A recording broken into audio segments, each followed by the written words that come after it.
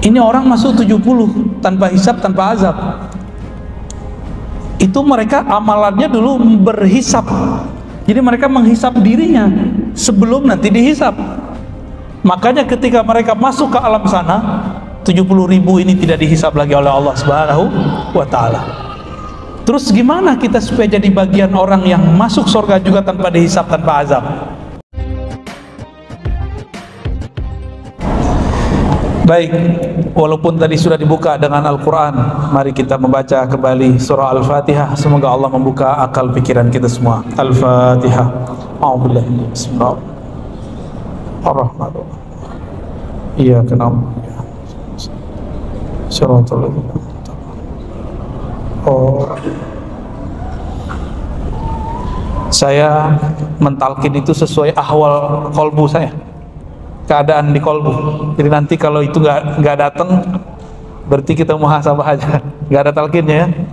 Berarti ijazah selain talkin tetap ada ijazahannya. Nanti kita tunggu aja kondisinya ya. Insya Allah. Karena kami mentalkin nggak sembarang, jadi tergantung isyarat-isyarat ya. Terserah percaya atau tidak, tapi begitulah. Bapak Ibu yang melakukan Allah, alam itu berubah cepat, memori kita pendek, jadi kita itu gampang sekali lupa. Ada yang ingat dulu di perut ibunya? Gak ada kan? Tuh, ada yang ingat. Ada yang ingat dulu waktu lahir? Ada yang ingat dulu waktu dia masih mimi sama uminya? Gak ada. Ingat gak semua kejadian waktu kita masih balita? Waktu kita SD? Cuma beberapa. Banyak yang kita lupa, dan itu gampang sekali melupakannya. Kenapa? Memori itu seperti file, kalau ditumpuk, dia kemudian tidak bisa lagi diakses. Itu sebabnya ahlul Quran ada aktivitas namanya takrir. Jadi file yang di bawah ditaruh lagi di atas, itu namanya takrir, mengulang, murajaah.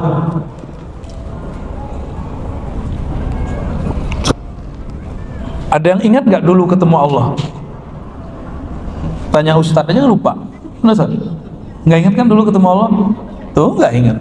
Sama kita berarti. Cuma kita dikasih hadiah,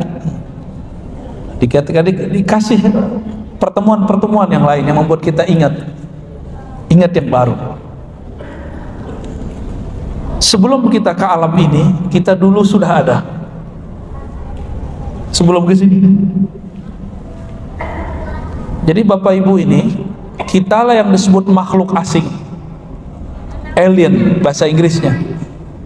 Nabi sendiri mengatakan, kun fid dunya ghariban au abir sabil.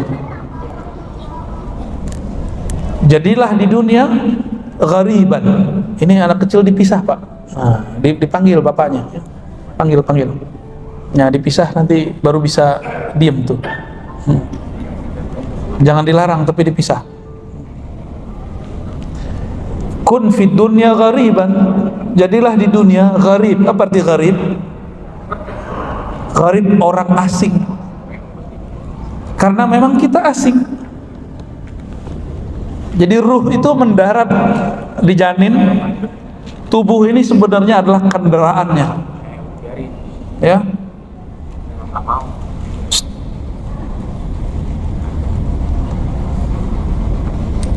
Your voice.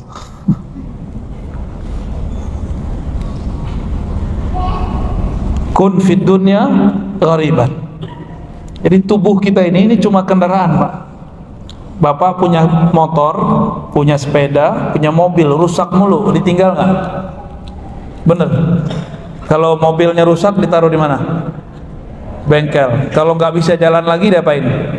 Tinggal aja. Itu namanya meninggal. Tubuh ini mesin terhebat, pesawat terkuat. Dia bisa bertahan, lebih tahan daripada pesawat-pesawat yang ada. Itu pesawat besi, ya paling cuma 20 tahun sudah rusak. Ya kita sudah ada yang 40 tahun, 50 tahun, 60 tahun. Ini masih kuat. Cuma udah mulai keriput ya. Udah kena gravitasi bumi. Udah mulai ada yang turun, bener nggak?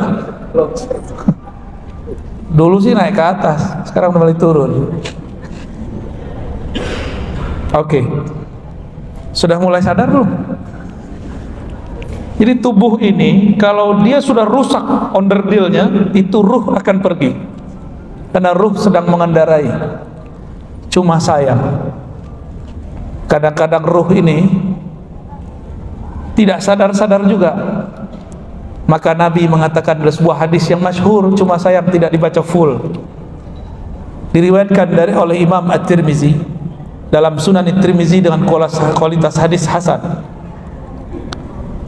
Dari Shaddad bin Aus. Siapa nama sahabatnya? Shaddad bin Aus. Shaddad bin Aus mengatakan Nabi SAW bersabda,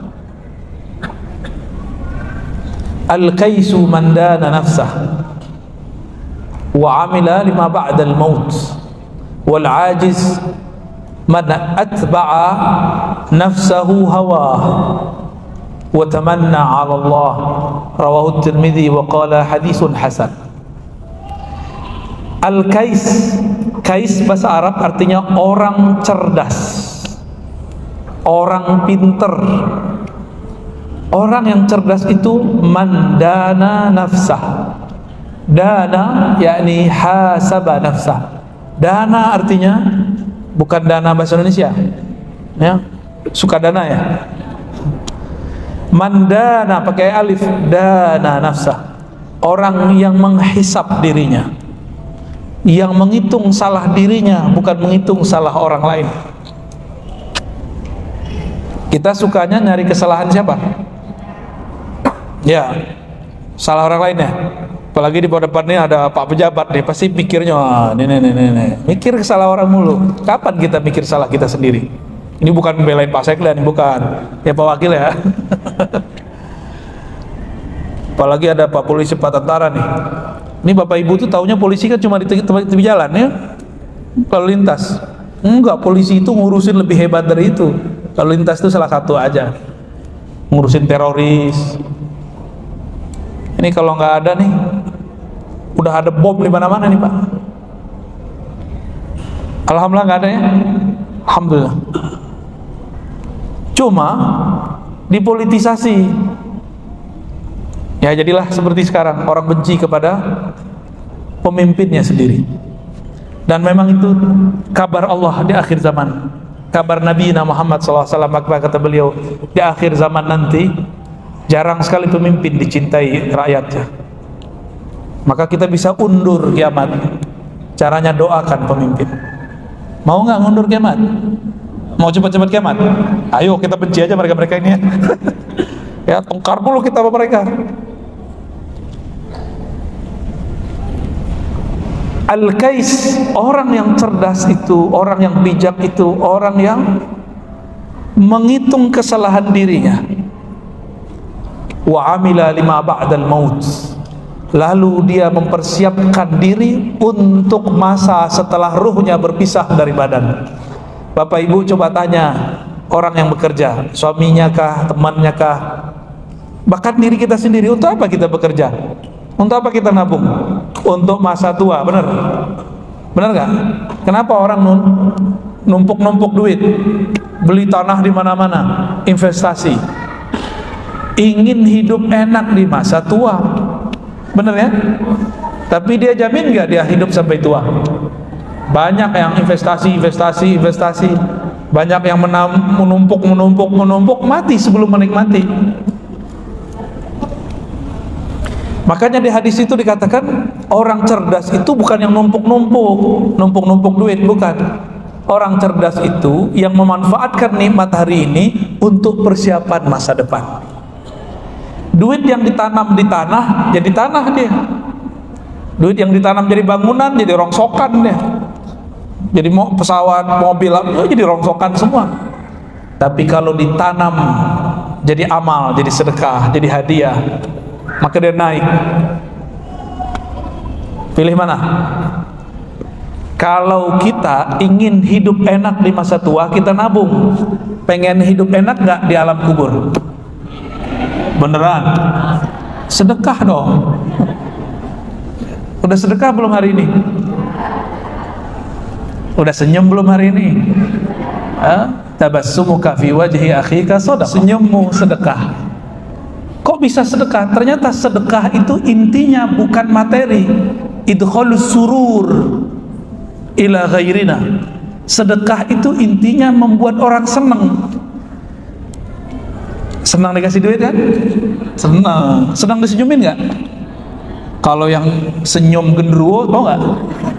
Tapi kalau yang senyum mukanya masya Allah, GR-GR sendiri, pulang-pulang senyum-senyum sendiri, ketempel senyum dia ke kita. Bapak Ibu yang muliakan Allah, apabila memang ingin senang di alam kubur, coba sedekah. Tapi ada satu riwayat dari Mu'az bin Jabal, kata beliau, ma min amalin anja min adzabil qabr min dzikrillah. Tidak ada amalan yang lebih dahsyat, mampu membebaskan orang dari siksa azab kubur, melebihi zikrullah, zikir kepada Allah. Zikrullah itu jangan dibayangkan cuma baca nama subhanallah. Itu zikir, itu namanya zikrullahnya lisan.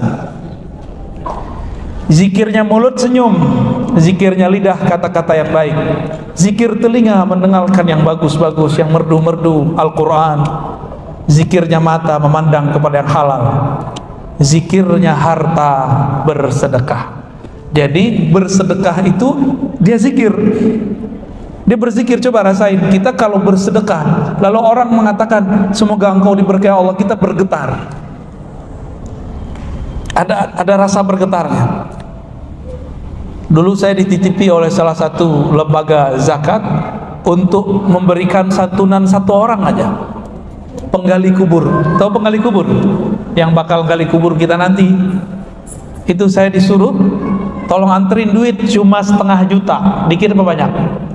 Dikit. Itu bagi anak kecil sih banyak ya, tapi kalau bagi orang kiri kanan saya mah dikit ya.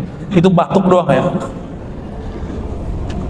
Kiri kanan mungkin bagi mereka biasa, tapi bagi ini penggali kubur, dia tidak pernah digaji sebagai penggali kubur, cuma uang jasa, uang capek. Itu kita anterin 500.000. Apa kata dia? Semoga kamu diberkahi Allah nak, baru bukan duit saya ya. Semoga kamu didoain rezeki, macam-macam. Itu dia doa, bulu rama saya berdiri semua, jantung saya berdebar. Ini apa yang terjadi? Inilah yang dikatakan dalam Al-Quran, inna salataka sakanul lahum. Doa orang yang sedang diberi atau panitia yang sedang mengurusi zakat untuk kepada pemberi, itu dapat menenangkan mereka. Ini nih, orang yang suka gelisah, yang gampang gundah gulana, coba amalnya suka memberi, pasti senang kan? Ya. Tapi senangnya tunggu dulu, senang yang mana nih? Senang dipuji apa senang yang mana? Maka dalam bersedekah, kolbu tetap harus zikrullah. Kolbunya harus zikrullah. Kalau enggak nanti dia akan terbersit ingin dipuji. Setan itu pinter Bapak Ibu. Setan itu kalau kita gampang lupa, setan susah lupa. Maka setan itu pendendam. Datang ke Nabi Musa, apa kata setan? Mus gitu ya. Bukan mul ya. Kalau mul Pak Mulyadi ya. Mus, katanya kamu bisa ngomong sama Allah, berarti kamu temannya Allah ya, akrab ya. Kata Nabi Musa, kalau gitu tanyain dong, aku pengen tobat nih. Ternyata iblis pernah pengen tobat. Iblisnya pernah pengen tobat, masa kita nggak pengen tobat? Maka sejahat-jahat orang pasti ada keinginan untuk bertobat. Maka Nabi Musa jawab. Nabi Musa ini kan kalau berbicara kepada Allah nggak perlu pakai waktu, langsung masuk ke dalam dirinya. Apa kata Nabi Musa? Please. Bener, kamu mau tobat? Uyur dong, saya mau tobat dong, kata si iblis. Ya udah gini nih ya. Ada kubur mbah saya, namanya Adam. Kamu sujud ke sana. Itu si iblis langsung berdiri. Apa kata dia? Musa, ente gimana sih? Dia hidup pun aku pun tidak sujud, apalagi dia sudah berbau tanah. Tuh, si iblis pendendam. Ada pendendam nggak di sini? Nih ibu-ibu nih, mbak-mbak, ada yang pendendam nggak? Iblis. Bapak ada yang pendendam, Pak? Dulu pernah ditolak ibu-ibu kan? Terus datang ke dukun, iblis. Tapi udah gak ada sayapnya. Mending iblis ada sayapnya, patah ya. Ini udah gak punya sayap, pendendam lagi kan gak enak. Hidup tuh gak enak bener ya. Mau jadi saudara iblis atau mau jadi saudara Nabi Muhammad Sallallahu Alaihi Wasallam? Buang dendam ya. Ada dendam kemarin? Ada sakit hati bulan ini? Ada patah hati? Mau disambungin lagi? Bukan saya yang nyambungin, Pak. Baik, Bapak Ibu yang dimuliakan Allah, hadisnya mengatakan orang pintar itu bukan orang yang doktor, bukan bergelar, bukan pejabat, bukan berpangkat. Ini nama pangkatnya apa nih Pak Polisi, Pak Tentara nih? Nih Pak Jaksa ya, Pak Polisi? Kompol. Ngompol. Kompol itu komisaris polisi. Tar aneh ditangkap lagi bilang ngompol. Maaf ya Pak Polisi ya. Alhamdulillah kita dibersamai oleh mereka. Ya, saya pernah diundang ceramah di Mabes. Itu saya sampaikan unek-unek lah. Ulama itu nggak usah dicurigai, cukup ditemenin. Dan alhamdulillah ini bukti beliau mau menemani kita. Alhamdulillahirabbil alamin. Itu pangkat selama-lamanya nggak Pak? Selama-lamanya nggak? Enggak, tuh beliau udah tahu jawabannya. Bisa naik ya, bisa naik, bisa stagnan di situ, nunggu pensiun, bisa begitu.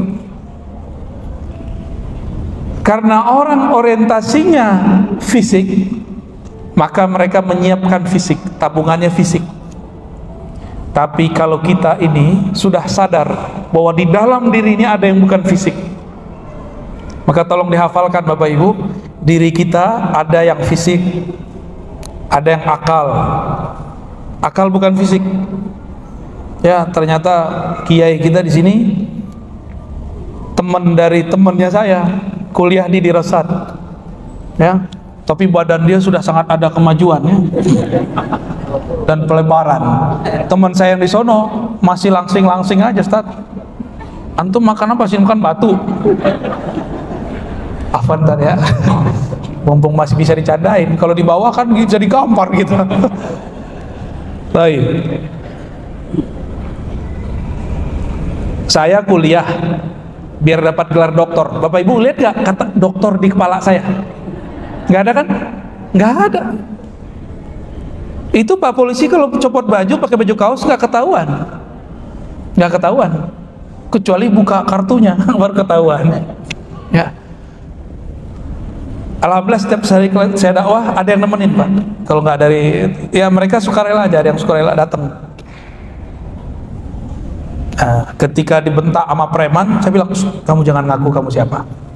Ada letkol, ya ada beberapa. Kita bilang, biarin aja dia. Kadang-kadang negur tamtama, dia sudah letkol, dia sudah kombes Pak. Dia diam aja, oh ya. Ngancurin nafsi ya, ngancurin sisi ego, gua, saya, anania. Ini bahaya itu. Kalau ustadz egonya, gelarnya, atau baca kitabnya, nggak tahu dia dalam hatinya, nggak tahu dia saya ini ustadz, nggak tahu dia saya ini bisa baca kitab, nggak tahu dia kalau saya ini doktor Elza, ada itu semua. Itu bukan orang cerdas itu ya, walaupun kuliahnya bagus. Maka kalimat berikutnya, al-ajiz, orang lemah, orang tidak cerdas itu, man atba'a nafsahu hawa, yang man atba'a nafsuhu hawa, ya, yang membiarkan dirinya mengikuti hawanya. Maka dalam bahasa kita ada yang disebut hawa nafsu. Hawa nafsu beda dengan nafsu. Nafsu itu bisa baik, bisa buruk. Nafsu yang buruk disebut an-nafs al-ammarah bisu. Jiwa nafsu yang menyuruh kepada keburukan. Contoh nih, Kalau lagi sendirian di kamar pengennya nonton bokep ya, itu nafsul amarah namanya ya. Kalau lagi ngelihat yang bening-bening pengennya apa ini? Pengen matanya nggak bisa kedip ya. Itu namanya nafsu amarah. Itu yang rendah-rendah tuh biasa. Ada yang lebih cakep, lebih tinggi lagi, mainnya sudah main politik, mainnya sudah main kebijakan. Hati-hati, kalau tadi itu receh, itu semua orang bisa. Kalau yang ini cuma yang punya kesempatan. Ya Pak Sekda paham lah, kalau di barisan dia itu godaannya gede ya. Benar ya Pak Sekda ya, gede sekali itu. Jadi kalau bisa berhasil jadi waliullah.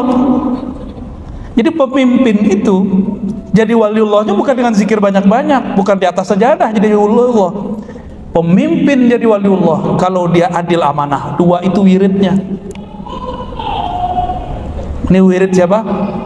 Para pemimpin. Adil amanah itu wiridnya. Kalau pedagang jadi wali, bukan kalau sholatnya banyak. Pedagang jadi waliullah jika dia sidik, dia jujur. Kalau ulama jadi wali apabila dia fatanah dan tabligh. Dia cerdas dan juga tabligh, tidak boleh menyembunyikan ilmu.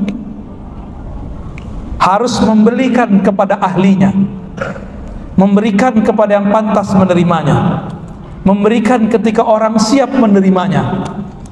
Kalau siang-siang begini itu susah orang siap menerima talqin ya, karena secara energi orang masih terikat dengan dunia. Beda ketika saya di Kalimantan Selatan, udah malam Pak, orang udah capek, tempatnya jauh dari keramaian, di tengah hutan, di atas bukit, udah mau tengah malam, udah jam 11 baru turun tuh perintahnya talqin. Kita talqin itu semua orang. Tapi kalau siang-siang ini, habis ini pengen kerja lagi kan? Nah ya ambar lagi nanti. Orang yang lemah itu kata Nabi, man atba'a nafsahu atau nafsuhu hawa. Man atba'a nafsahu hawa. Siapa yang membiarkan dirinya mengikuti hawanya. Hawa itu bahasa Arab artinya kecondongan. Condongnya nafs kepada yang negatif.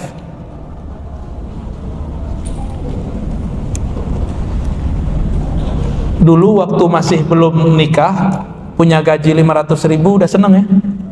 Bener. Pas udah nikah, gaji 5 juta kayaknya belum cukup. Dapat tunjangan jadi 15 juta kayaknya belum cukup. Dapat proyek 50 juta kayaknya belum cukup. Proyek kalau 50 juta, ini proyek abal-abalan nih gitu. Begitulah terus. Ternyata nggak ada namanya orang puas. Semakin keriput, semakin gak puas. Itu begitu kita. Itu namanya hawa. Maka Nabi mengatakan al-ajiz, dia nanti jadi lemah. Orang-orang begitu akan capek. Taiba abdud dinar, sungguh lelah orang yang obsesi hidupnya mencari duit. Jujur aja Pak, Bapak ini kalau Bapak udah enak jadi kombes Pak, yang bawahan, yang tiap hari ngomong siap, capek loh Pak. Hormat, capek itu, serius, capek bener itu. Apalagi dia nih pangkatnya biasa, yang jadi perwira umur kemarin sore harus ngomong, kadang umur anaknya siap. Nah itu harus dikasih tahu sama perwira tuh, kamu jangan terlalu kaku, kasih tahu sama bintarannya ya, deket sama dia tuh, jangan stres kamu ntar ya. Capek itu. Kalau dia pengen cari duit, capek kerja begitu. Gaji siapnya aja nggak bisa Pak, nggak cukup itu. Tunjangan untuk hormat nggak cukup. Kalau dia nggak cinta kepada Allah, dia tidak ingin menjalankan tugasnya, dia pengen dapat sesuatu yang lain, dia kerja cuma pengen dapat ngisi kantong, capek begitu, lelah. Ada orang berangkat kerja, berangkat pagi pulang sore, bener, capek nggak? Capek. Jadi kalau obsesi kita mencari dunia capek, maka hanya ada satu jalan. Jadikan bekerja di dunia itu nilainya akhirat. Gimana caranya? Sama seperti tadi. Jika pemimpin mau jadi wali, torikotnya bukan torikot Naqsyabandi Syazili Samani, bukan. Torikotnya apa tadi? Amanah dan adil. Tinggal dicek aja adil nggak, tinggal dicek aja amanah nggak. Oh, masa lalu, kan masa lalu, ini kan ada tahun baru, bisa buat lembaran baru, nggak usah khawatir ya. Sebelumnya saya bisa pernah makan duit subhat, duit samar, ke depan kan bisa diperbaiki.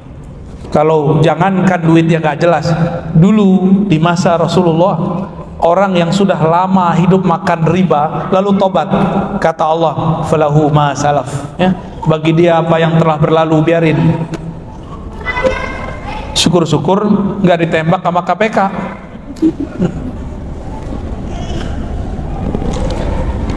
Hadirin yang dimuliakan Allah,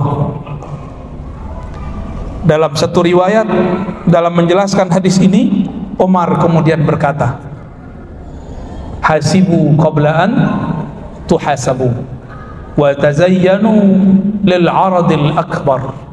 Kata Sayyidina Umar, hasibu, hisaplah dirimu sebelum engkau dihisap. Di riwayat lain ada tambahan, mutu qabla an tamutu, matikanlah dirimu sebelum mati. Maksudnya apa? Ini kita nih kerja, sebelum kita diaudit, kita audit dulu kerjaan kita. Ada nggak yang masalah? Kita benerin dulu sebelum kita benar-benar diaudit. Kalau di dunia orang takut kepada, kalau orang pemerintahan BPK ya, BPK, KPK, yang penting nggak tambah i belakangnya, BPKI. Itu yang kita takutin. Kalau anak sekolah nulis diperiksa sama gurunya, itu menakutkan. Kalau kita ke luar negeri diperiksa identitas kita, itu saat-saat menegangkan. Ya, yang sudah pernah ke luar negeri sendiri-sendiri Pak, kalau keluar negerinya aja, bukan bareng-bareng. Kalau pergi umroh kan bareng-bareng, ada yang ngurusin. Wah, kalau sendiri-sendiri deg-degan. Saya ini kan kata orang ustadz. Ya Bapak Ibu bilang saya ustadz kan? Buya lagi nyebutnya. Itu kalau udah di imigrasi saya deg-degan itu. Wah, ditahan gak ya, ditahan gak ya gitu. Satu kali saya ke Perancis pakai baju batik Pak. Wah, ini saktinya baju batik. Waktu itu di belakang saya, di depan saya itu banyak orang-orang Afrika pakai apa namanya, kayak orang-orang keren lah, eksekutif muda, jas, bajunya rapi, sepatunya masya Allah. Kita pakai sepatu 100 ribuan, dia rapi sekali. Tapi orang Afrika, orang Arab diperiksanya lama, walaupun bajunya rapi. Itu orang mengira kalau pakai baju rapi nggak bakal dituduh imigran. Tapi dituduh kan muka ngebong. Mau dipoles apa aja muka ini kan begitu. Saya pakai baju batik, saya masih ingat warnanya, warna begitu tuh. Nah, warna dia nih yang ngomong tadi nggak boleh itu ya. Begitu warnanya dulu, tapi pendek. Nyampe di imigrasi malah disapa, apa kabar? Oh, kita kaget. Baik. Nggak diperiksa Pak. Paspor nggak ditanya, langsung. Diam-diam saya tanya, itu orang siapa? Ternyata istrinya orang Jawa. Orang Prancis itu. Oh begitu kalau kita punya sahabat saudara, ya. Kalau kita ini punya kenalan atau punya saudara di alam sana, Bapak enak. Pas nyampe di imigrasi Mungkar Nakir dia bilang, oh kamu jalan-jalan terus. Tapi kalau nggak kenal, dia bilang, kamu siapa? Ditanya persis semua. Identitasnya siapa? Nama kamu siapa? Kamu bapaknya siapa? Dulu ngaji sama siapa? Itu baju, itu bahan-bahannya dari mana? Jadi baju kita ini Pak, ini ditanya banyak ini. Nih baju antum ditanya semua ini. Ditanya semua itu Pak, nggak ada nggak ditanya. Dan pertanyaan satu baju lamanya bukan main. Jadi jangan macem-macem sama fulus. Hantunya besar itu. Belum Mungkar Nakir yang nanya, baru asisten Mungkar Nakir tuh yang nanya. Jadi sebelum masuk ke pertanyaan Mungkar Nakir, siapa Robmu, siapa Tuhanmu, kita diperiksa dulu di imigrasi depan, imigrasi barzakh. Ulamanya bukan main, ya. Itu handphone Pak, ditanya semua, kamu dulu ngelihat itu jam sekian ya, kamu telepon dia dulu ya, kamu dulu selingkuh ya, lengkap semua. Lengkap semua Pak. Kan sudah dihapus. Udah dihapus sama kita, kan nama dia nggak dihapus. Gimana? Mau? Kalau nggak punya orang dalam, kalau nggak punya orang dalam. Kawan saya keluar dari Uzbek Pak, kawan saya pejabat, dia pejabat di Indonesia, pejabat Pak. Mungkin kalau di polisi udah selevel Bapak mungkin. Berarti dia punya anak buah toh. Ini Bapak kalau nggak pakai baju biasa seperti rakyat jelata dia, ya kalau udah pakai baju biasa. Pulang kami dari Uzbek, dia pakai kopiah kupluk, tapi kupluk kayak antum itu tuh, itu persis kayak gitu. Orang Uzbek tahunya kopiah begitu, kopiah Afghanistan. Orang Afghanistan kalau pakai serban, dalamnya begitu. Uzbek sedang trauma dengan perang orang Afghanistan. Itu teman saya ditahan Pak. Yang nahan sih mbak-mbak cantik, tapi setelah ditahan dicuekin aja, dibiarin, jadi tahan aja, nunggu syafaat. Udah 2 jam kita nunggu, akhirnya kita inisiatif, ini kenapa nih teman kita ditahan? Akhirnya teman saya, seorang perempuan, yaudah saya ngomong, dia bahasa Inggris ya oke. Dia bilang, itu that's my friend. Ya. Siapa? Tunjuk, masuklah ke kamar, ini teman saya ini. Diliatin, kayaknya nggak ada muka-muka teroris ya kan? Baru dia bilang, oh udah jalan. Tahu nggak Bapak, saya pakai kopiah apa waktu itu? Kopiah yang kita beli di pasar-pasar Uzbek. Kopiahnya unik lah ya. Karena saya pakai kopiah itu jalan nggak diperiksa. Dilihat, cuma pakai simbol. Tadi belum pakai ini Pak, udah dijemput. Ya, disuruh pakai di boot, saya ngantuk. Takut malah rusak, lecek dia. Jadi kalau udah pakai kopiah mereka, simbol mereka, selamat kita. Maksudnya gimana? Ada seorang sahabat Nabi Sallallahu Alaihi Wasallam melihat Nabi diberi baju, diberi jubah. Jubah itu kayak mantel luar. Hadis sahih Imam Muslim. Lalu Nabi Sallallahu Alaihi Wasallam senang dipakai oleh beliau. Setelah dipakai belum lama tiba-tiba ada orang berdiri, wahai Rasulullah, demi Allah yang kau pakai itu sangat bagus, tolong berikan kepadaku.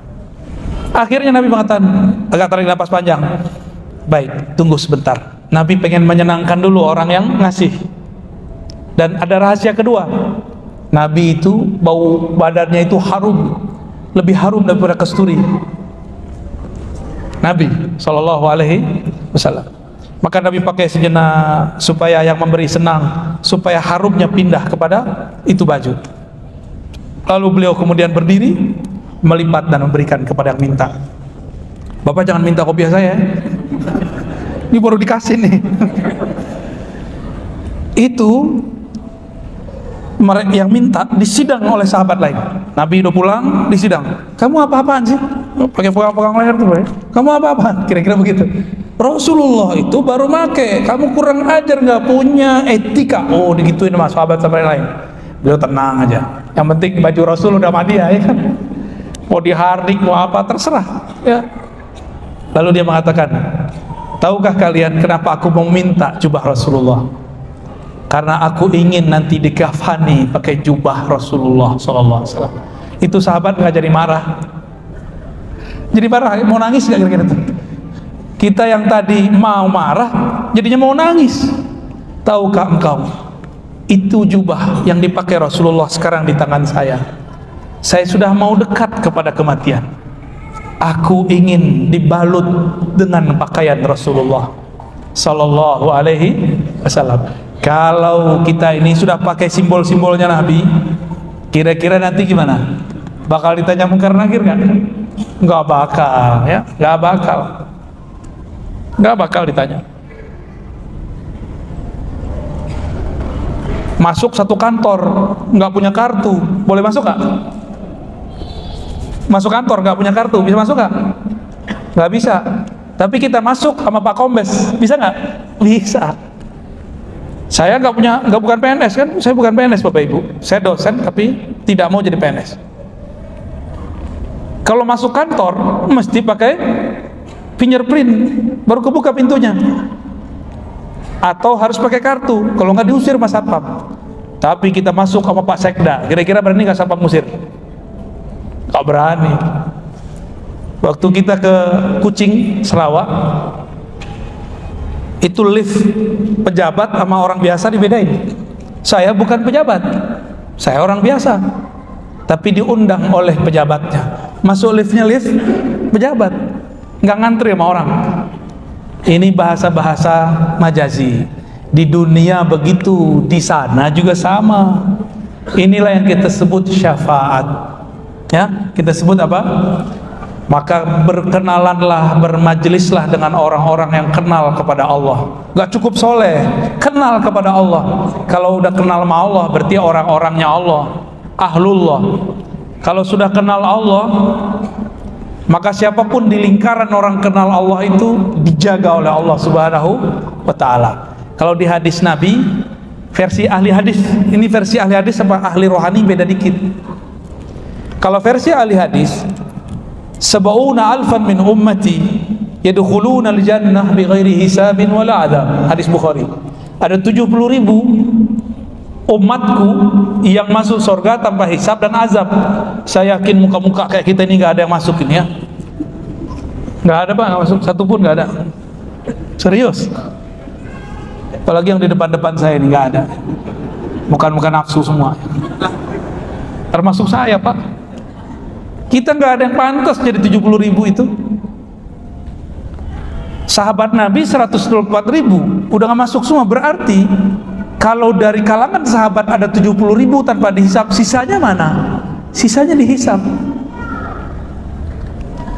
Abdurrahman bin Auf pulang dari Suriah bawa 12.000 onta ke Madinah.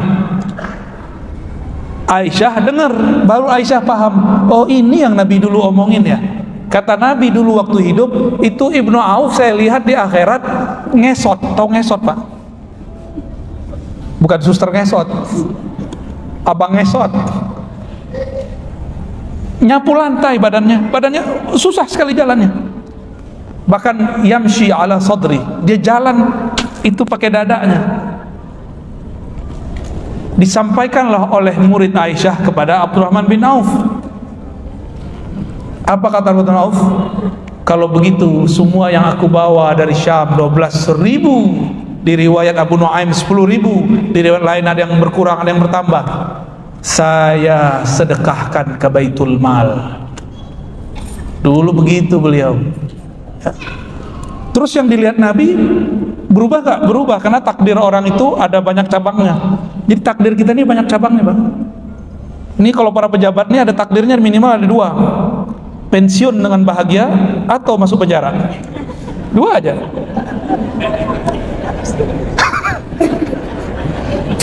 Saya baru dengar Pak Sekda istighfar. Maaf Pak Sekda ya. Tapi itu kan amal baik ya. Bisa bikin Pak Sekda istighfar kan canggih tuh. Takdir kita 2 terus. Jadi ke depan itu takdir 2, maka disebut baik buruk. Itu dia sejajar tuh. Tinggal pilih kakinya kemana. Saya yakin mereka sudah paham jalurnya. Tinggal pilih yang mana. Ya. Maka Nabi berkatakan kalau aku sudah tidak ada ya, kata Nabi, ya akan terjadi ikhtilaf yang besar, perselisihan. Lalu di hadis yang lain Nabi kasih jalan. Istafti qalbak. Kamu berdialoglah dengan dirimu sendiri. Hati kita kan ngerti Pak, ini bikin aku bahagia atau cuma senang. Kalau senang tinggalin, kalau bahagia ambil. Kalau bahagia berarti dia halal, dia bersih.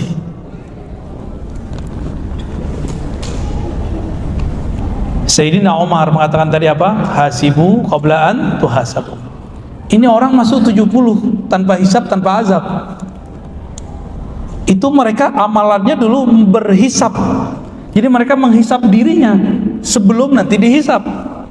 Makanya ketika mereka masuk ke alam sana, 70.000 ini tidak dihisap lagi oleh Allah Subhanahu wa ta'ala.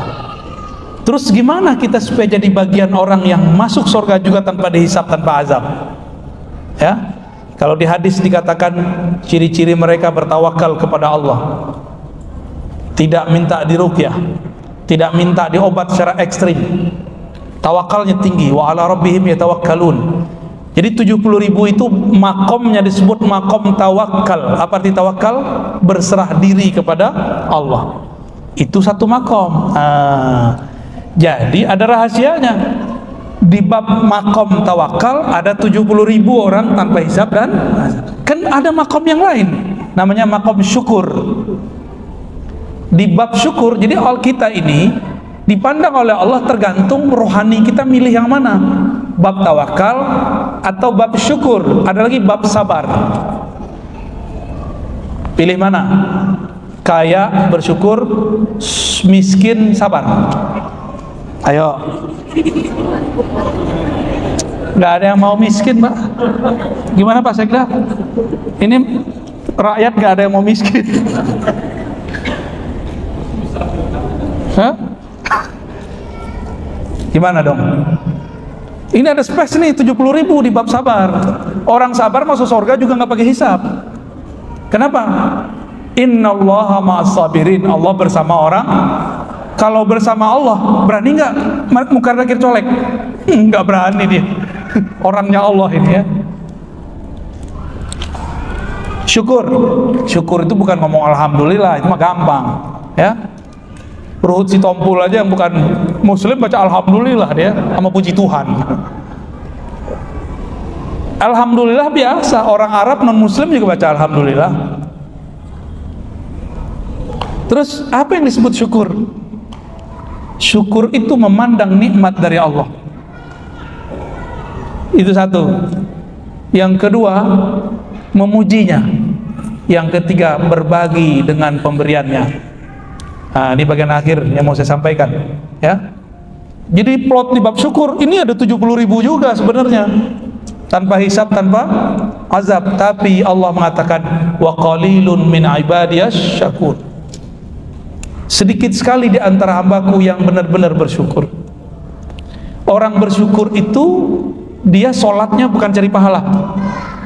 Nabi Muhammad ditanya sallallahu alaihi wasallam, engkau kan sudah dijamin masuk surga, kenapa masih sholat? Apa jawabannya? Afala an akuna abdan syakura. Kenapa aku tidak boleh jadi hamba yang bersyukur? Jadi sholatnya Nabi itu sholat syukur. Jadi Nabi sholat nggak pengen beli surga, nggak mungkin. Kita nih beli surga pakai sholat kita nggak khusyuk. Kalau Nabi masih mungkin. Maka Bapak Ibu yang melekat Allah, berhisaplah kamu sebelum engkau dihisap. Maka orang-orang yang menghisap dirinya, sering mengukur dirinya di dunia, kata Sayyidina Umar, nanti di akhirat yakhifullahu alaih, Allah akan meringankan hisapnya. Bapak Ibu, seperti yang saya sebutkan tadi, isyaratnya memang tidak ada. Tapi saya kasih oleh-oleh zikir, mau? Tapi bukan talqin, hanya ijazah zikir. Ada satu zikir, saya menyebutnya, mungkin sudah ada yang menonton, yang merekamnya.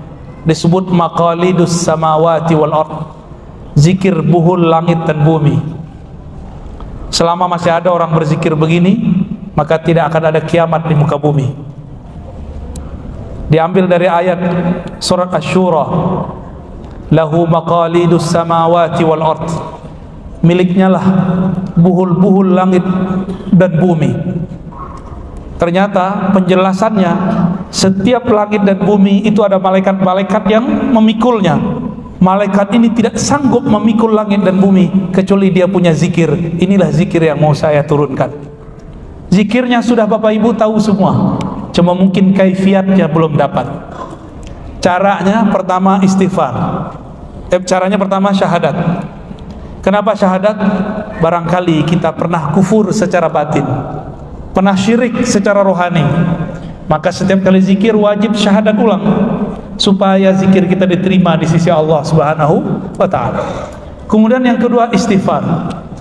Cukup 7 kali. Ya. Baca Al-Fatihah, kirim untuk Nabi sallallahu alaihi wasallam dan guru yang mengajarkan. Berikut sholawat ya, kalau sempat. Lalu baru masuk ke zikirnya.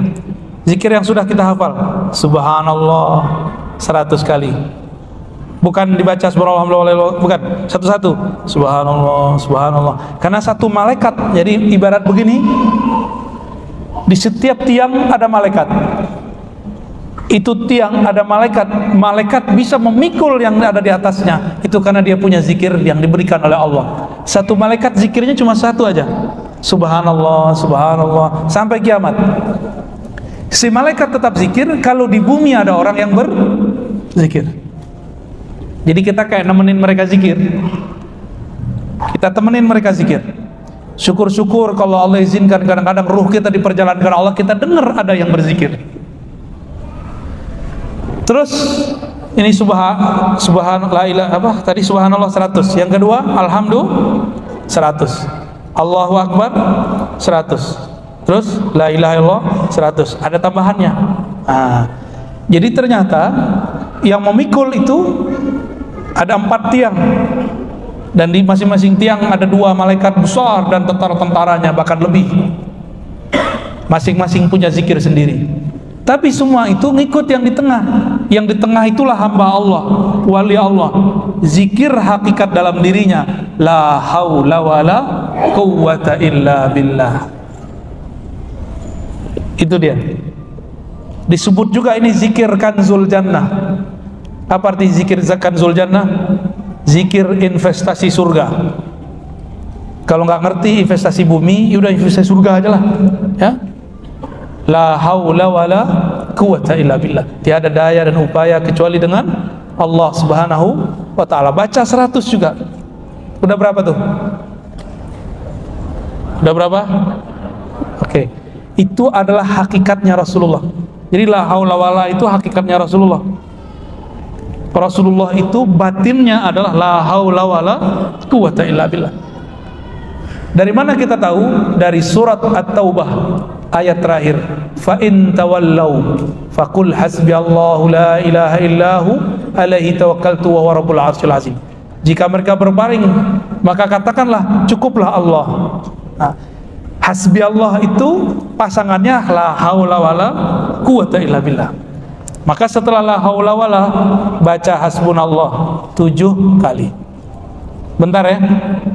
Hasbunallah artinya apa? Hasbunallah wa ni'mal wakil. Apa artinya? Cukuplah Allah yang menjamin hidupku. Ini disebut juga dengan zikir Ibrahimi. Dulu Nabi Ibrahim tidak disentuh oleh api karena Nabi Ibrahim membaca doa ini. Malaikat Jibril datang, semua malaikat yang mengurusi alam datang kepada Rasulullah Ibrahim. Apa kata mereka? Ya Ibrahim, maukah engkau kami bantu? Apa jawaban Nabi Ibrahim? Hasbi Allah wa ni'mal wakil. Cukup Allah saja yang membantuku. Dialah sebaik-baik yang mewakili urusanku. Jadi itu sejarah muncul zikir Hasbi Allah atau hasbunallah. Ya, berapa kali dibaca? 7 kali. Ditutup dengan salawat sallallahu ala Muhammad 100 kali. Udah berapa tuh zikirnya? Pasti ada yang bilang banyak amat sih. Main handphone udah berapa lama? Coba dihitung tahun ini, hari-hari nggak megang handphone berapa jam? Cuma tidur doang kan? Kita ini nggak megang handphone, tidur doang. Itu buang air besarnya masih pegang handphone. Sholat aja handphone ditaruh di depan, Mbak. Nggak mau ketinggalan dari handphone. Kok bisa-bisanya ada orang mikir zikir yang tadi itu banyak, berarti kolbunya udah bebal itu ya, kolbunya udah berkarat bener itu. Jangan ada terbersit begitu. Itu dikit sekali, itu cuma 10 menit paling lama. Kita main Facebook, tahu udah jutaan menit kali. Ya, mau ngamalin? Mau ngamalin? Amalkan pagi dan sore. Coba diulang. Pertama, 2, istighfar. 3, Fatihah. Kirim untuk Nabi dan guru. Terus masuk ke zikir. Subhanallah, alhamdulillah, Allahu akbar, la ilaha illallah, la haula wala quwwata illa billah, hasbunallah 7. Nah, bagi orang yang punya hajat boleh ditambahkan hasbunallah wa ni'mal wakil yang 450 kalau lagi punya hajat. Terus terakhir sholawat wajib, semua amalan wajib ada sholawat. Satu lafaz 10, kalau ikhlas tak terhingga. Ikhlas gak ikhlas dapat berapa? 10. Ikhlas itu satu nama Allah, tak terhingga balasannya. Ya, diamalin ya. Ini adalah kesimpulan dari semua zikir-zikir maksurat. Jadi Bapak Ibu kalau zikir maksurat, saya bingung nih zikir maksuratnya kebanyakan. Ada ratibul hadar, ratibul atas, ada ratib apa lagi? Ada sakran, ada hizib bahar, pusing.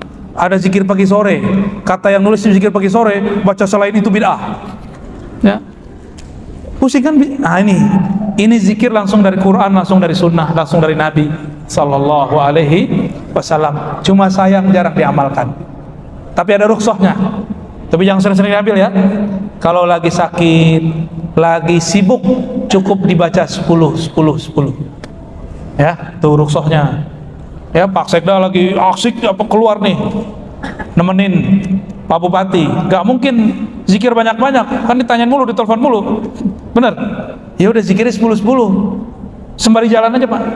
Ini zikir tidak mesti di atas sajadah, boleh di atas motor, boleh di atas mobil, boleh di kantor, tapi jangan molor. Bapak Ibu yang melakukan Allah, cukup ya? Sudah jam 11. Ada diskusi tanya jawab? Enggak. Satu, gimana? Mana penelitiannya? Ada tanya jawab Pak? Oke, foto. Paling banyak 3, 2 aja, 1 ikhwan, 1 akhwat ya. Assalamualaikum warahmatullahi wabarakatuh. Alhamdulillah, wassalatu wassalamu ala Assalamualaikum. Untuk kesempatan besar yang akan kami tanyai, bagaimana adakah amalan-amalan seorang wanita yang bisa menjadi wanita yang soleha yang bisa mengikuti Hadiqatul Kubro. Terima kasih. Karena Hadiqatul Kubro adalah wanita yang luar biasa. Terima kasih. Wanita siapa? Hadidah. Oh, Orang itu bisa tidak mewakili. cukup ya, cukup ya. Kalau tidak ada Baik, yang pertama, nama ruh itu yang ngasih ya Bapak Ruh, ya. Jadi bukan saya yang ngasih. Kayak anak yang ngasih namanya bapaknya, ya. Itu gimana caranya? Ya itu cara-cara wali Allah, bukan cara kita. Jadi gak usah dipikir-pikirkan amat, ya. Itu caranya Allah. Maka jangan pernah anti dengan ilmu ma'rifatur ruh. Kita ini kan hidup cari nama semua. Ada cari nama, ada cari muka. Pak Sekda itu nama. Itu nama itu. Kombes itu nama. Doktor nama. Ustadz itu nama semua. Kalau nggak disebut ustadz bisa ngajar ceramah nggak? Enggak, maka harus dikasih kopiah kan? Emang kalau kopiahnya dicopot ustadznya batal? Emang kalau nggak pakai baju pejabat terus dia bukan pejabat kan? Nggak juga. Tapi ingat, nama itu ada yang namanya abadi, ada yang namanya temporal. Bener? Itu biar dapat sekda depan itu kan dilantik ya Pak ya? Atau langsung jadi dari langit? Kata beliau, saya bermimpi malam tadi saya dibayat di langit jadi Pak Sekda. Bener nggak? Nggak ada kan begitu? Nggak ada. Mesti yang karena urusan bumi, lantiknya bumi. Kalau urusan langit, lantiknya di langit. Urusan ruh, pelantikannya rohani. Ya, itu cara ininya memahaminya.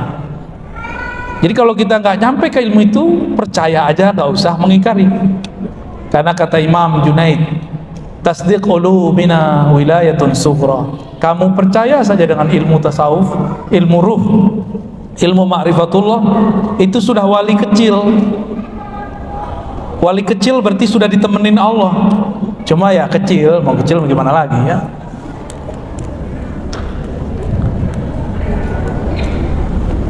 Jadi kita ini sekarang kalau di alam ini namanya alam nyata, al-mulk.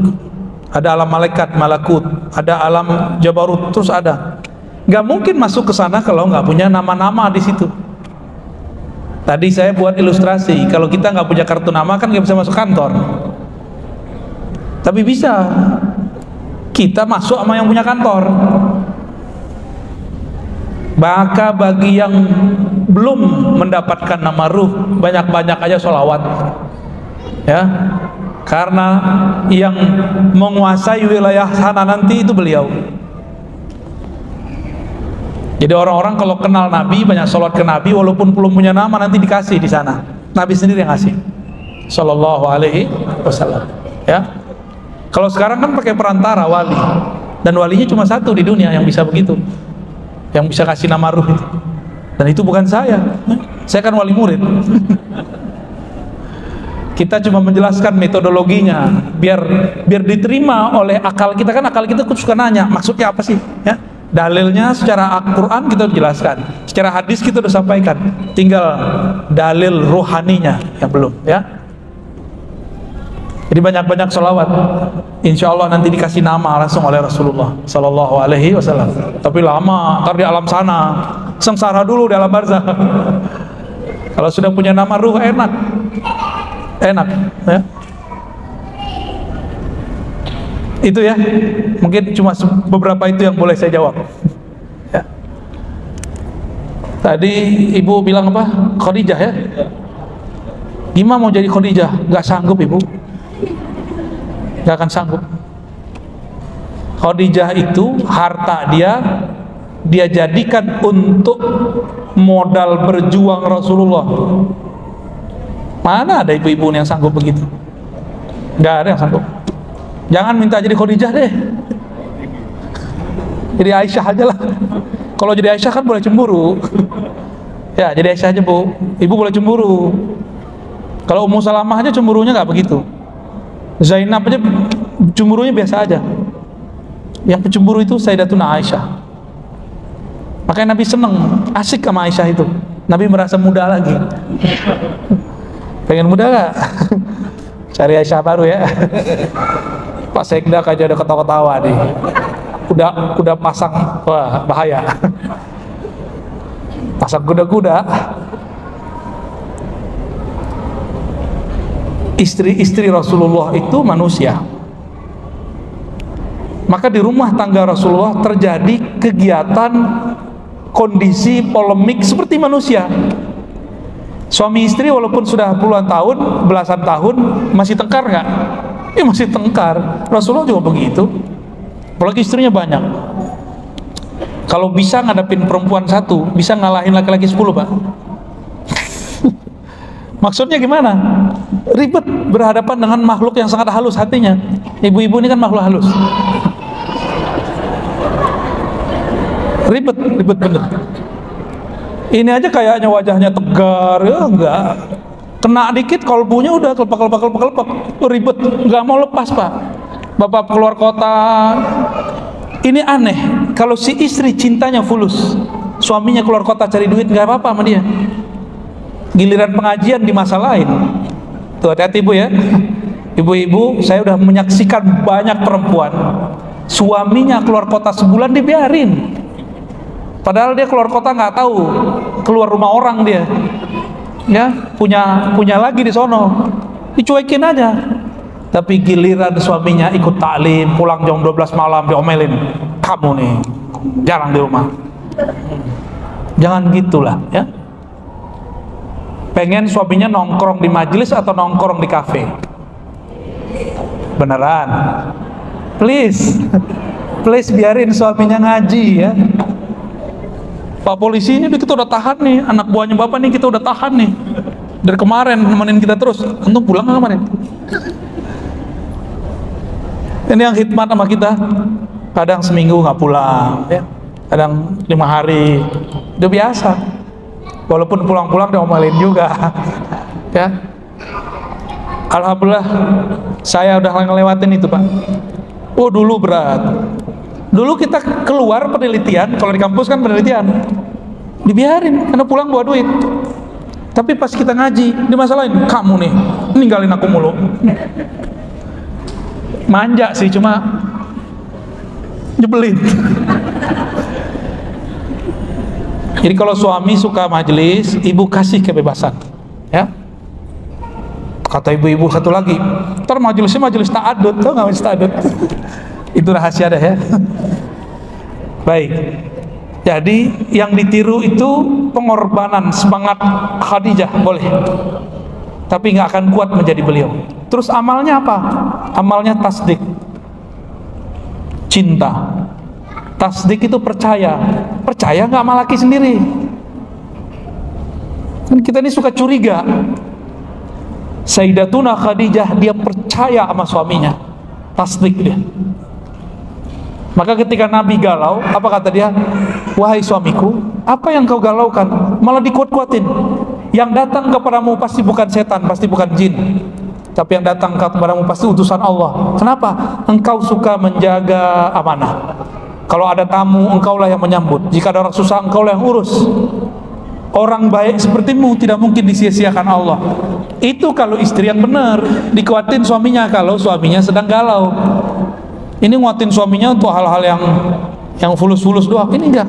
Sayyidah Khadijah udah menghabiskan uangnya untuk Nabi Muhammad sallallahu alaihi wasallam. Maka suatu kali sore-sore Nabi kemudian bergumam menyebut nama Khadijah. Aisyah cemburu nggak? Aisyah itu dari nama aja udah cemburu. Aisyah cemburu itu. Itu nama ada getaran cemburunya. Itu yang bikin Nabi rindu dengan Aisyah. Tapi lebih rindu kepada Khadijah. Kata Aisyah, wahai suamiku, kenapa engkau ingat cewek tua peot itu? Orang cemburu begitu nggak? Kalau ada cemburu, nyebut orang cantik, nyebutnya apa? Nenek sihir. Orang cantik disebut nenek sihir. Itu ibu-ibu tuh yang kerja tuh. Lalu Nabi mengatakan, wahai Aisyah, engkau bersamaku tidaklah sama dengan aku bersama Khadijah. Aku bersamanya, dia membelaku di saat aku dibuang, dia menjagaku di saat aku disakiti. Sebutin semuanya. Tambah cemburu Aisyah. Nah, maka ada rumusnya nih bapak-bapak nih ya. Mau nggak Pak? Jangan sebut-sebut nama orang lain, perempuan lain depan ibu-ibu ya. Walaupun di hatinya ada yang lain. Jangan banyak sebut. Ini kami kasih tahu kelemahan kami ibu-ibu. Laki-laki itu nggak ada yang namanya mencintai satu orang tuh nggak ada. Terima nggak? Harus terima, emang begitulah kita. Katanya di rumah engkau lah satu-satunya bohong. Satu di sini, satu di sono, satu di sono, iya. Jadi jika ada suami masih beristrikan satu, itu dia berarti nahan nafsu dia tuh, Bu. Bener, dia nahan nafsu dia tuh. Karena nafsu laki-laki itu pengennya banyak. Rasulullah itu diberikan oleh Allah kekuatan 100 laki-laki, istrinya cuma 11. Karena ngurusin umatnya lebih banyak. Sayyidina Sulaiman diberikan hak, kalau satu orang sempat, seharusnya Nabi 400 kan? Karena kekuatannya 100. Satu kekuatan 4 perempuan, 4 istri yang boleh dia nafkahi. Nabi Sulaiman terbukti istrinya 600, gundiknya 400, lengkap 1000. Itu Nabi Sulaiman. Nabi Muhammad ngambil jatah cuma berapa? 11. Pak Sekda berapa?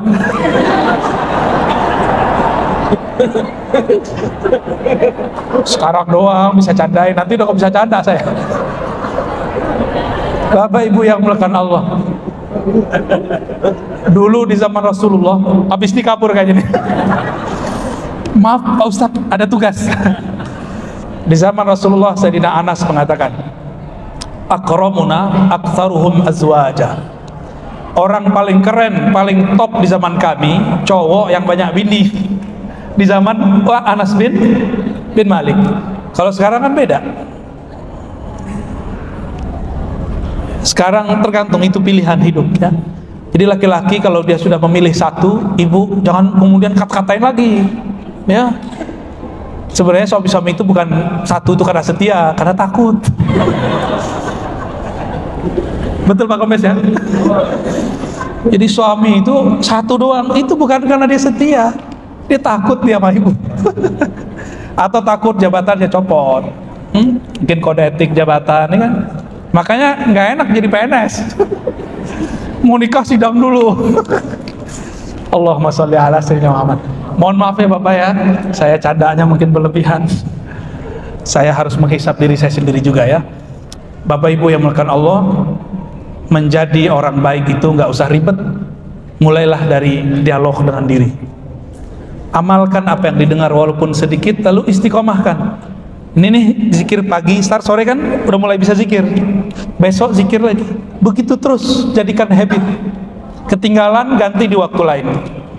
Kalau sudah begitu baru disebut sebagai Abdullah, hamba Allah. Kenapa kita bisa istiqomah kerja tapi tidak bisa istiqomah berzikir? Semoga yang hadir, yang ikut berjuang, yang ikut membuat acara ini Allah berkahi semua. Amin ya rabbal alamin.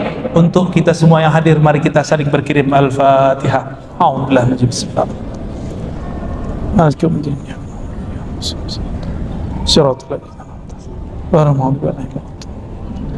Allahumma shalli ala sayyidina Muhammad. Assalamualaikum warahmatullahi wabarakatuh.